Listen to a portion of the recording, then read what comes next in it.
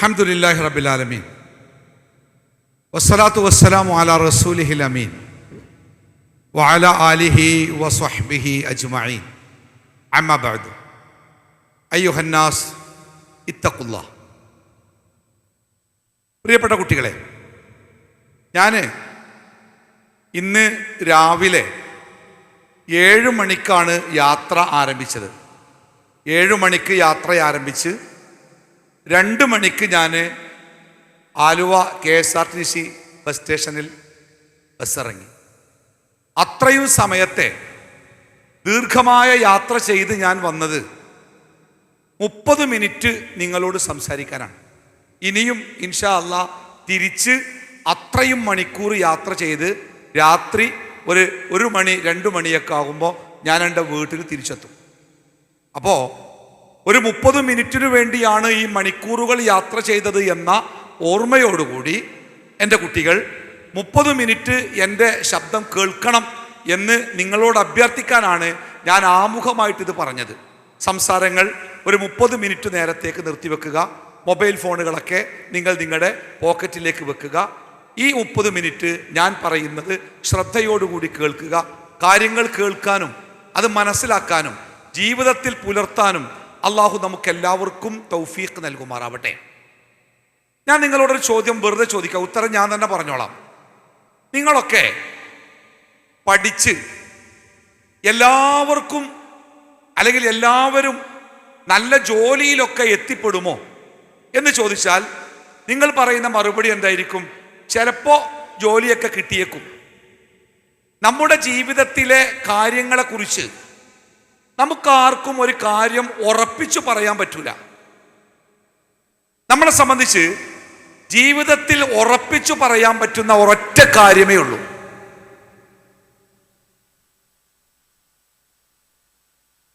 ചായ നമുക്ക് പിന്നെ കൊടുത്താലോ? കുറച്ച് കഴിഞ്ഞ് കൊടുക്കട്ടാ, ഈ സദസ്സൊന്നും കൃത്യമായിട്ട് കിട്ടുന്നില്ല.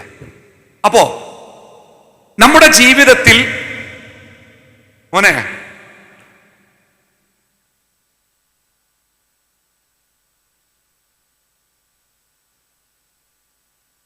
നമ്മുടെ ജീവിതത്തിൽ ഇപ്പൊ എന്നോട് നിങ്ങൾ ചോദിക്കുകയാണ്, സാർ ഇന്ന് ക്ലാസ് കഴിഞ്ഞിട്ട് വീട്ടിൽ തിരിച്ചെത്തുവോ? എൻ്റെ മറുപടി എന്തേക്കാരെന്ന് അറിയോ? ഉറപ്പിച്ച് പറയാൻ പറ്റൂല, ചിലപ്പോൾ എത്തിയേക്കും. ഞാൻ ഇനി ഏതെങ്കിലും ദിവസം വിദേശത്തേക്ക് യാത്ര പോകുന്നുണ്ടോ? ചിലപ്പോൾ പോയേക്കും. മൂന്നാമത്തെ ചോദ്യം നിങ്ങൾ എന്നോട് ചോദിക്കുകയാണ്, സാർ നിങ്ങൾ മരിക്കുവോ? എന്തേക്കാരം എൻ്റെ മറുപടി? ചിലപ്പോൾ മരിക്കുകക്കാരം, ചിലപ്പോൾ മരിക്കൂല എന്നായിരിക്കുവോ?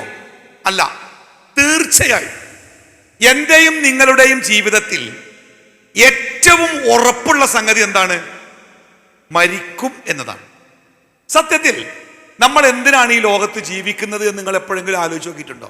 ഇത്ര ഇടങ്ങേറായി പ്രയാസപ്പെട്ട് കഷ്ടപ്പെട്ട് ജോലി ചെയ്ത് അധ്വാനിച്ച് വാർദ്ധക്യത്തിലെത്തി രോഗം വന്ന് മരുന്ന് കുടിച്ച് വേദനിച്ച് ഇടങ്ങേറായി ഞാനിപ്പോൾ അടുത്ത ദിവസം ഒരു രോഗിയായി കിടക്കുന്ന ഒരാളെ കാണാൻ പോയി.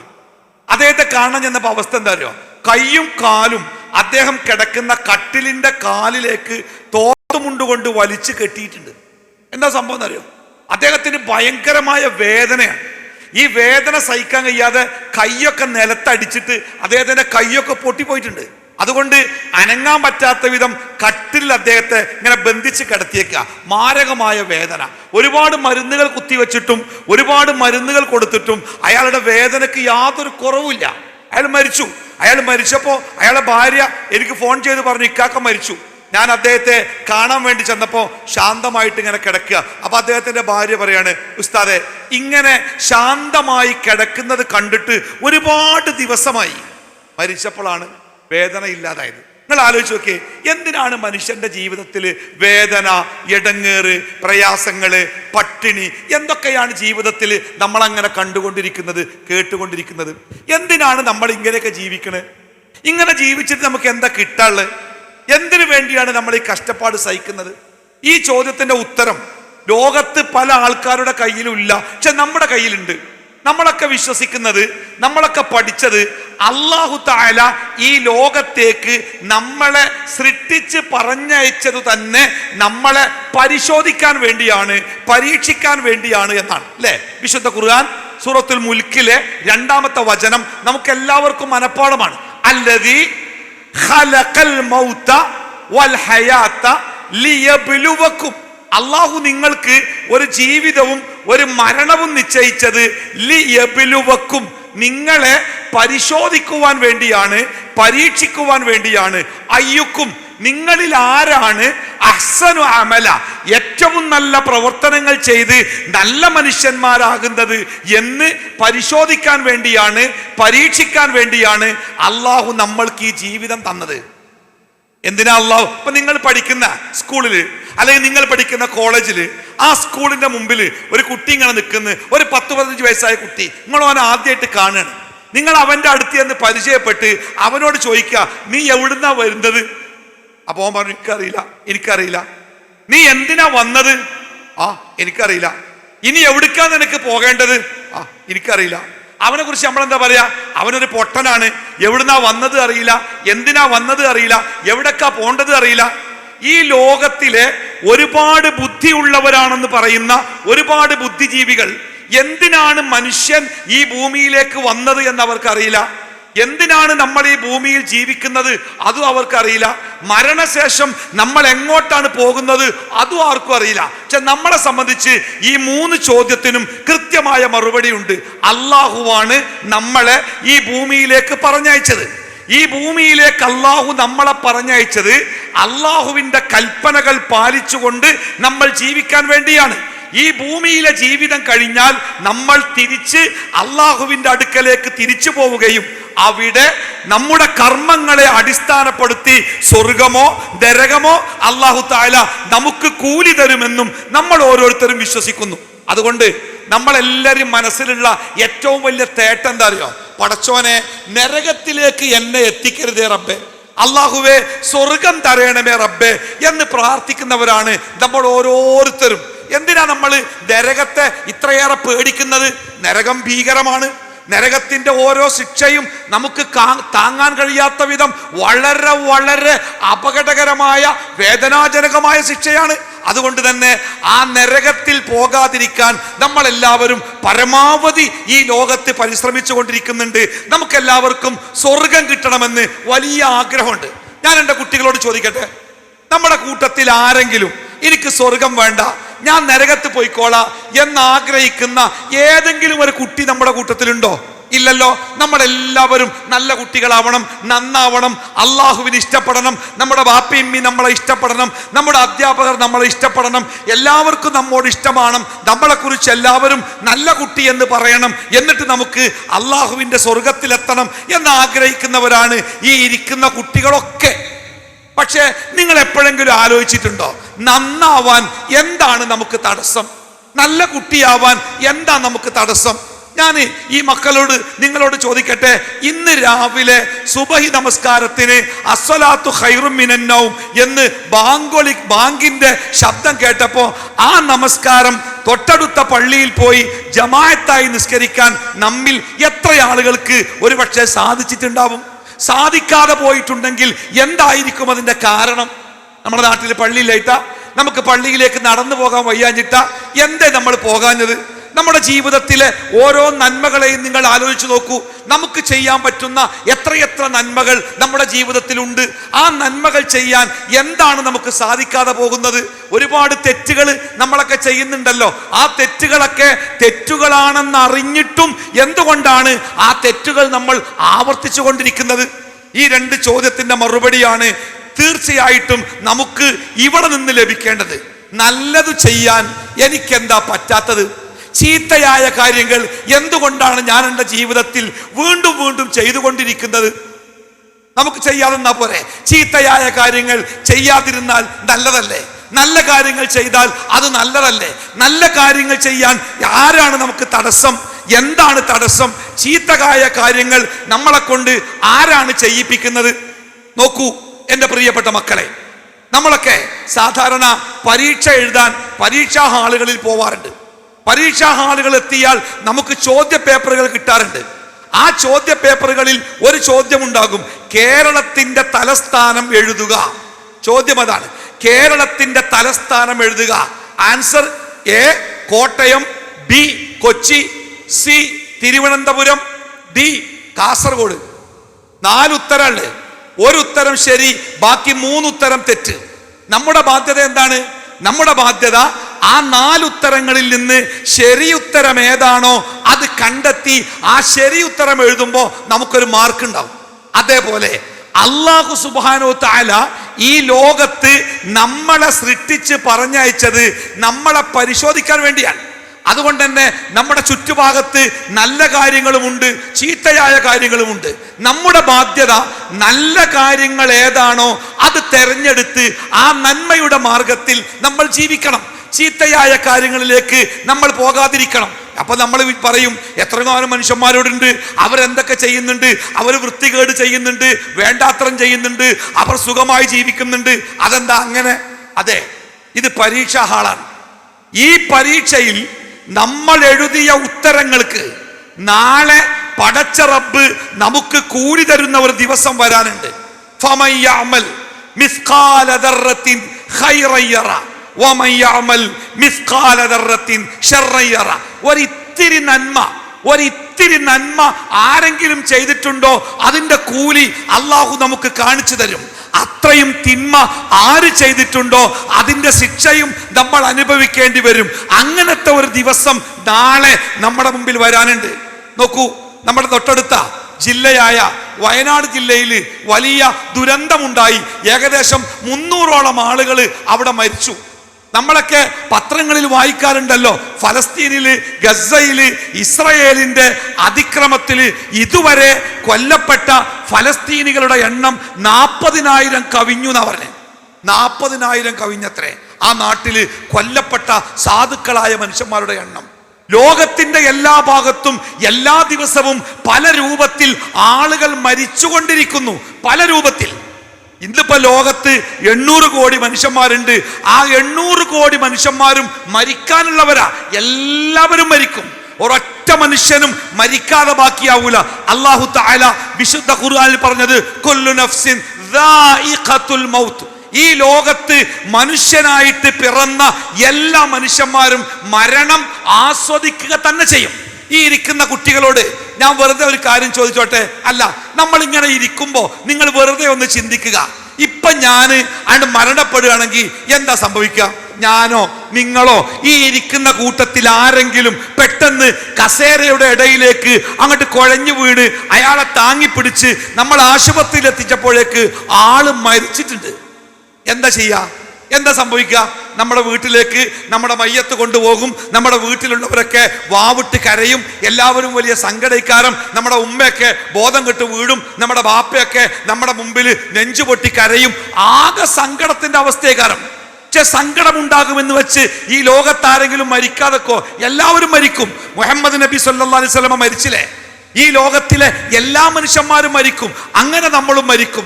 മരണമെന്നത് ജീവിതത്തിന്റെ അവസാനമായിട്ട് ഒരാളും കാണരുത്.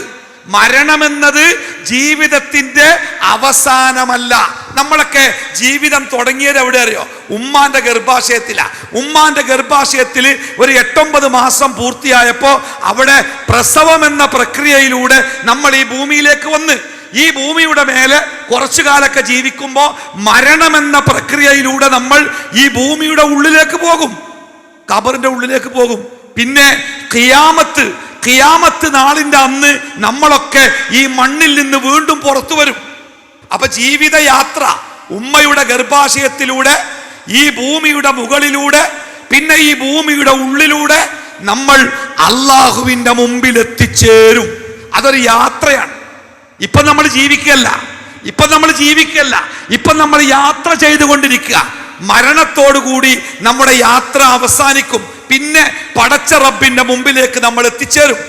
ആ പടച്ച റബ്ബിന്റെ മുമ്പിൽ എത്തുമ്പോൾ അല്ലാഹു തആല നമ്മളെ വിചാരണ ചെയ്യുന്നത് ഈ ഭൂമിയിലെ ജീവിതകാലത്ത് നീ എങ്ങനെയാണ് ജീവിച്ചത്? പാപ്പിമ്മയും പറഞ്ഞേ കേട്ടോ, അവരെ അനുസരിച്ചോ, അള്ളാന്റെ കൽപ്പനകൾ പാലിച്ചോ, സത്യം പറഞ്ഞോ, അങ്ങനെ എത്ര നന്മകൾ നീ ചെയ്തിട്ടുണ്ട്, എന്തൊക്കെ തിന്മകൾ നിന്റെ ജീവിതത്തിൽ ഉണ്ടായിട്ടുണ്ട് എന്ന് അല്ലാഹു തആല കൃത്യമായിട്ട് പരിശോധിക്കും.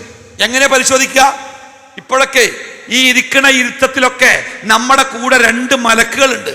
മാ യൽഫിളു മിൻ ഖൗലി ഇല്ലാ ലദൈഹി റഖീബുൻ അതീദ്.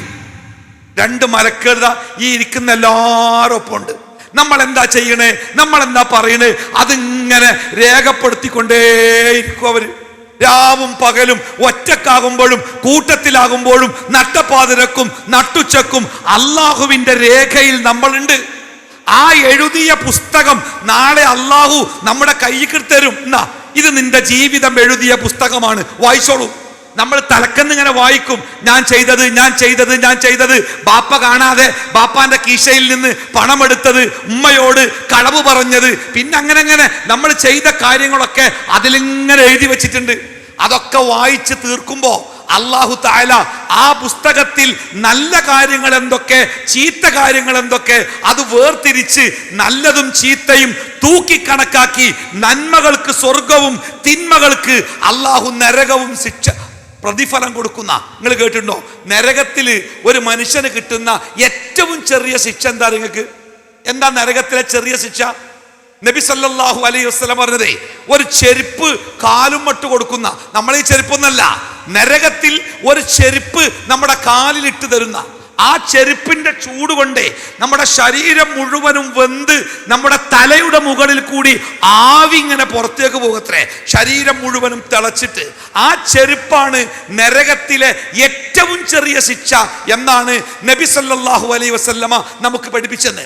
അതുകൊണ്ട് തന്നെ നമ്മുടെ ജീവിതത്തിൽ ഞാനും നിങ്ങളും ഏറ്റവും കൂടുതൽ ആഗ്രഹിക്കേണ്ടത്, അല്ലാഹുവേ ഒരിക്കലും നരകത്തിലേക്ക് എന്നെ എത്തിക്കരുതേ റബ്ബേ, നരകത്തിലെത്തുന്ന ഒരു തിന്മയും എൻ്റെ ജീവിതത്തിൽ ഉണ്ടാവരുതേ എന്ന് നമ്മൾ ആഗ്രഹിക്കണം. പടച്ച റബ്ബ് നമുക്ക് രണ്ട് കാര്യങ്ങൾ പറഞ്ഞു തന്നിട്ടുണ്ട്.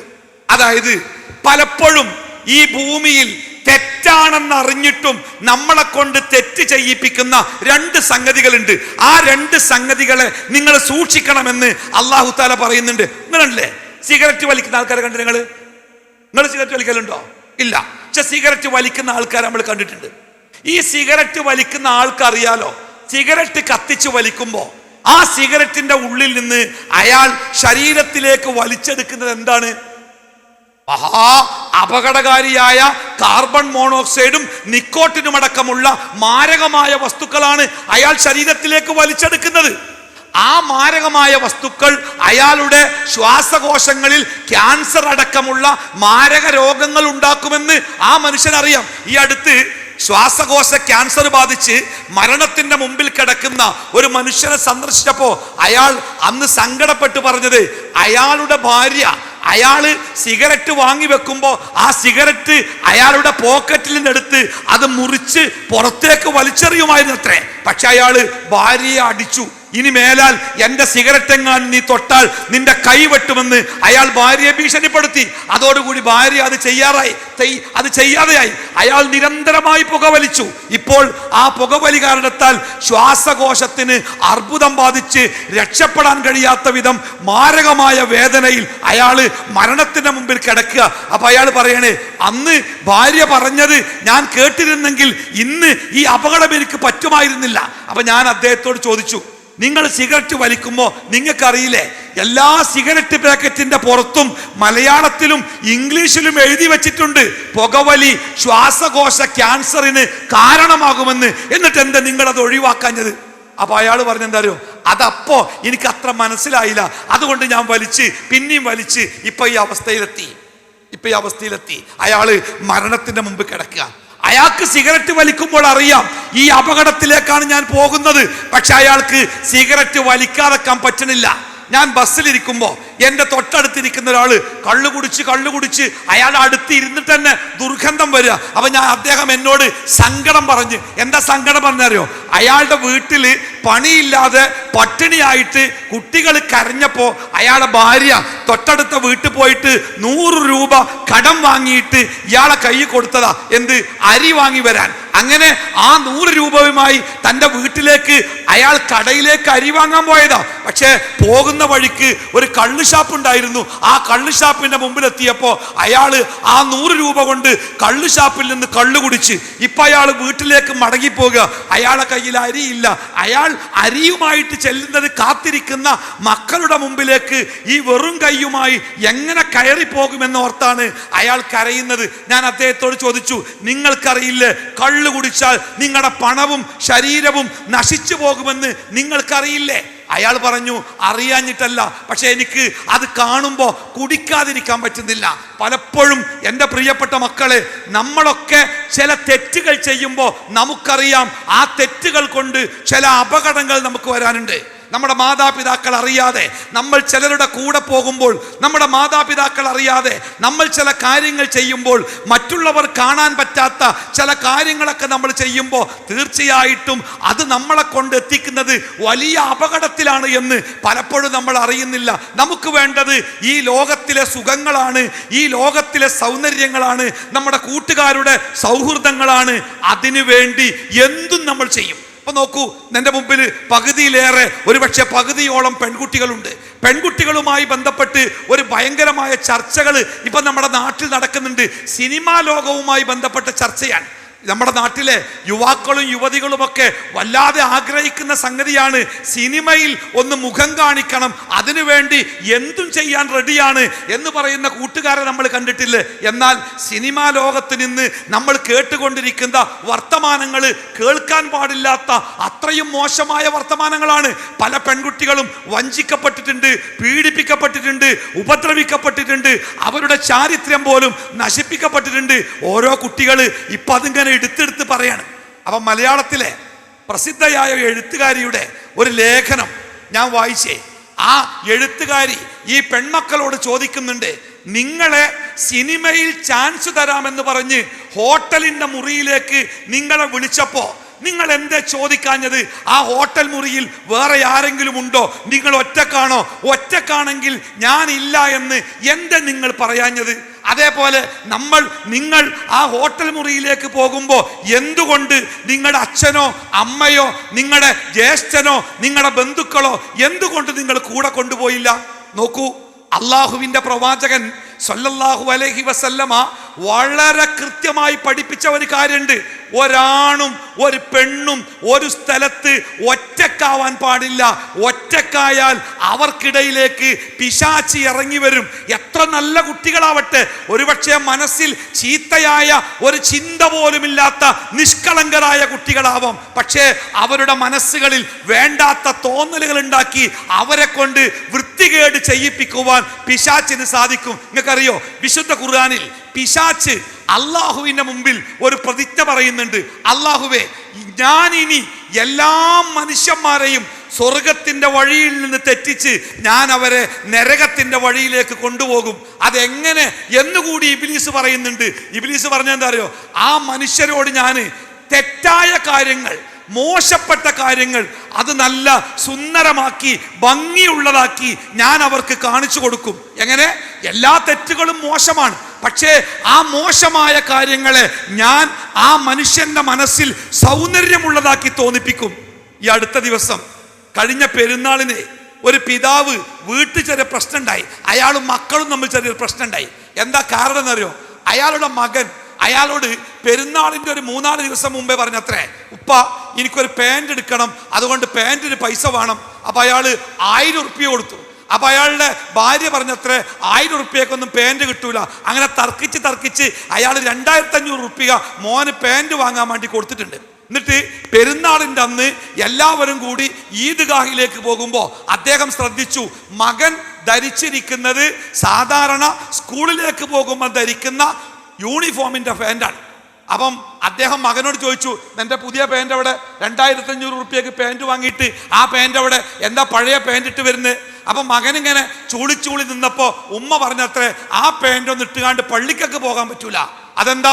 2500 ഉറുപ്പ്യക്ക് പാൻറ് വാങ്ങിയിട്ട് പള്ളിയിലേക്ക് ഇടാൻ പറ്റാത്ത പാൻറ്? എവിടെ പാൻറ്? അവസാനം പാൻറ് എടുത്തു കൊണ്ടുവന്നപ്പോൾ ആ പാൻറ് ഇങ്ങനെ നീർത്തിപ്പിടിച്ചപ്പോൾ 16 ഓട്ടകൾ, മുട്ടുംകാലും ഓട്ട, കാലിൻ്റെ പിറകിലോട്ട, അവിടെ ഓട്ട, ഇവിടെ കീറിപ്പറിഞ്ഞ പാൻറ്.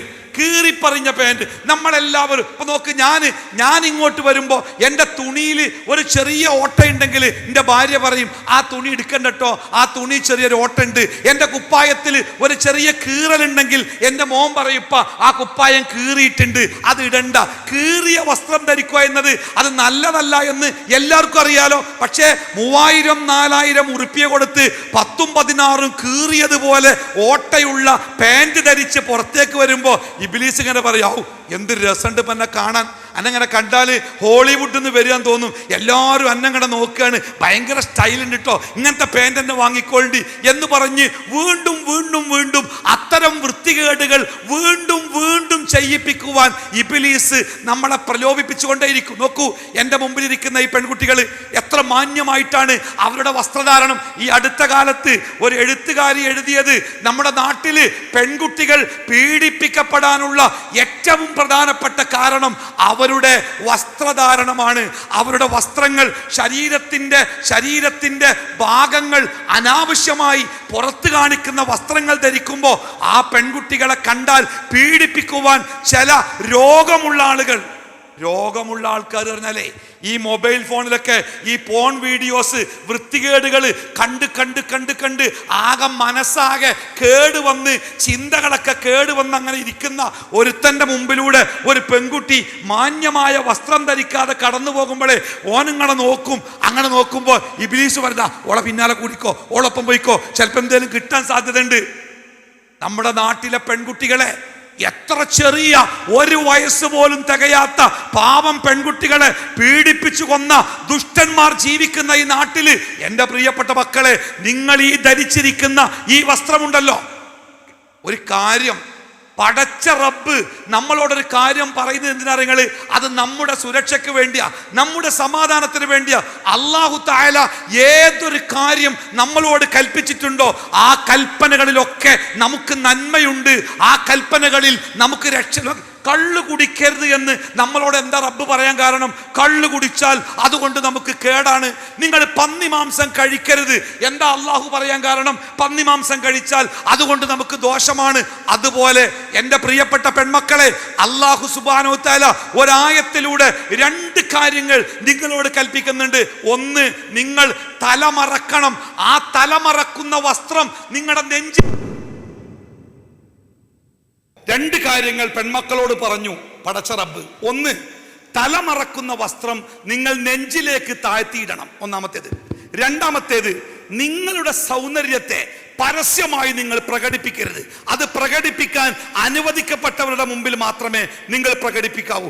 ഈ 2 കാര്യങ്ങൾ നമ്മുടെ നാട്ടിലെ പെൺകുട്ടികൾ മുഖവിലക്കെടുത്താൽ അവർ പീഡിപ്പിക്കപ്പെടുകയോ ആക്രമിക്കപ്പെടുകയോ ഇല്ല എന്നത് വർത്തമാനകാല സംഭവങ്ങൾ നമ്മളെ ബോധ്യപ്പെടുത്തുന്ന ഒരു സംഗതിയാണ്. അതുകൊണ്ട് തന്നെ ഞാൻ എൻ്റെ സംസാരം അവസാനിപ്പിക്കട്ടെ. എൻ്റെ സമയം 4 മണിക്ക് തീരുന്നുണ്ട്. ഞാൻ അവസാനമായിട്ട് എനിക്ക് നിങ്ങളോട് ബോധിപ്പിക്കാനുള്ളത്, നമ്മൾ ഓരോരുത്തരും നാളെ പടച്ച റബ്ബിന്റെ മുമ്പിലെത്തും. ആ പടച്ച റബ്ബിന്റെ മുമ്പിൽ നമ്മളെ സഹായിക്കാൻ ബാപ്പയോ ഉമ്മയോ കുടുംബങ്ങളോ ഗുരുനാഥന്മാരോ ആരുണ്ടാവൂല. നമ്മളും പടച്ചോനും ഒറ്റക്ക് നിൽക്കും. ആ പടച്ച റബ്ബ് നമ്മുടെ ജീവിതത്തിന്റെ രേഖകൾ പരിശോധിക്കും. എന്ത് നന്മയുണ്ടോ ആ നന്മകൾക്ക് കൂലിയും, എന്ത് തിന്മയുണ്ടോ ആ തിന്മകൾക്ക് ശിക്ഷയും.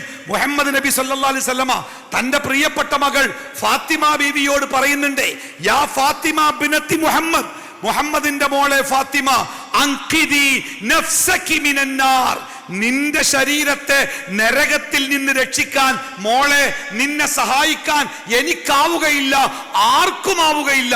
അതുകൊണ്ട് നിന്റെ ശരീരത്തെ നീ തന്നെ രക്ഷിക്കണം കേട്ടോ എന്ന് പ്രവാചകൻ സല്ലല്ലാഹു അലൈഹി വസല്ലമ തന്റെ പ്രിയപ്പെട്ട മോളോട് പറയുന്നുണ്ട്. അതുകൊണ്ട് എൻ്റെ മുമ്പിൽ ഇരിക്കുന്ന മുഴുവൻ മക്കളോടും എനിക്ക് പറയാനുള്ളത്, നമുക്കൊരു മരണം വരാനുണ്ട്. ആ മരണത്തിനപ്പുറം അള്ളാഹുവിന്റെ കോടതിയുണ്ട്. ആ കോടതിയിൽ നമ്മൾ ഓരോരുത്തരും നമ്മുടെ ജീവിതത്തിന്റെ കണക്കുകൾ ബോധിപ്പിക്കേണ്ടി വരും. ആർക്കും നമ്മളെ സഹായിക്കാനാവുകയില്ല. ആ ഒരു ദിവസത്തിന് വേണ്ടി നമ്മൾ എപ്പോഴും ഒരുങ്ങി നിൽക്കണം. മരണം എന്നത് ഏത് സമയത്തും എപ്പോഴും സംഭവിച്ചേക്കാം. ആ മരണത്തിന് ശേഷം റബ്ബിന്റെ കോടതിയിലേക്ക് നമ്മൾ യാത്രയാകുമ്പോൾ നമ്മുടെ ജീവിതത്തെ നന്മകൾ കൊണ്ട് സമ്പന്നമാക്കാൻ, നമ്മുടെ ജീവിതത്തെ തിന്മയിൽ നിന്ന് അകറ്റി നിർത്താൻ പ്രിയപ്പെട്ട മക്കളെ നിങ്ങൾക്ക് സാധിക്കണം. നിങ്ങൾ നിങ്ങൾ MSMന്റെ കുട്ടികളാണ്. അതുകൊണ്ട് തന്നെ എന്താണ് നന്മ, എന്താണ് തിന്മ, അത് തിരിച്ചറിഞ്ഞവരാണ് നിങ്ങൾ. അതുകൊണ്ട് തിന്മയിലേക്ക് പോകാതെ നന്മയുടെ കൂടെ സഞ്ചരിക്കാൻ പ്രിയപ്പെട്ട മക്കൾ എപ്പോഴും മനസ്സുകൊണ്ടും ശരീരം കൊണ്ടും ഒരുങ്ങി നിൽക്കണം. അല്ലാഹു തആല നിഷിദ്ധമാക്കിയ ഒരു കാര്യത്തിലും ഒരു നന്മയുമില്ല. അത് ലഹരിയാവാം, എന്താവാം, ഒരു നന്മയും ആ കാര്യങ്ങളിൽ ഇല്ല. അതുകൊണ്ടാണ് അല്ലാഹു അത് നിഷിദ്ധമാക്കിയത് എന്ന് തിരിച്ചറിഞ്ഞ് അല്ലാഹുവിന്റെ കൽപ്പനകൾ പാലിച്ചുകൊണ്ട് ജീവിക്കലാണ് സമാധാനത്തിനും രക്ഷക്കുമുള്ള മാർഗം എന്ന് മനസ്സിലാക്കി അല്ലാഹു ഇഷ്ടപ്പെട്ടവരായി ജീവിക്കാൻ നമ്മളെല്ലാവരും പരിശ്രമിക്കണം. പടച്ച റബ്ബ് നമ്മളെ അനുഗ്രഹിക്കുമാറാവട്ടെ. വസല്ലല്ലാഹു അലാ മുഹമ്മദിൻ വഅലാ ആലിഹി വസഹ്ബിഹി അജ്മഈൻ. അൽഹംദുലില്ലാഹി റബ്ബിൽ ആലമീൻ. അസ്സലാമു അലൈക്കും വറഹ്മത്തുള്ളാഹി വബറകാതുഹു.